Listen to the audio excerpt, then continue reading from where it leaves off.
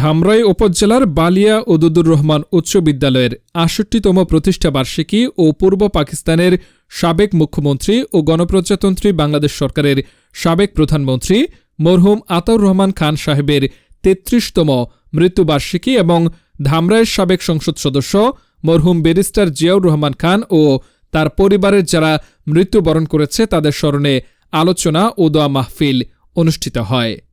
৭ই জানুয়ারি মঙ্গলবার সকালে বালিয়া উদুদুর রহমান উচ্চ বিদ্যালয় স্কুল মাঠে অনুষ্ঠিত হয়।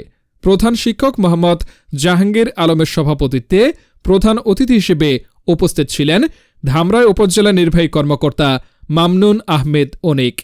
এ সময় আরও উপস্থিত ছিলেন অত্র বিদ্যালয়ের সাবেক সভাপতি জিনা আম্বারিন খান, আলহাজ রাকিবুল রহমান ফরহাদ সহ অত্র বিদ্যালয়ের ম্যানেজিং কমিটির সদস্যগণ, শিক্ষক শিক্ষিকা ও ছাত্রছাত্রীরা।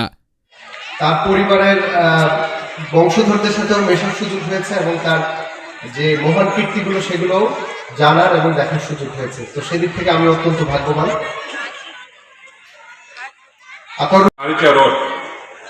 যেদিন তিনি মুখ্যমন্ত্রী দায়িত্ব পালন নিলেন তারপরে তিনি আরিচা রোডের ফাইল বের করে অন্যরকম পরীক্ষা হচ্ছে আমাদের এখানে তো খুব কড়াকড়ি।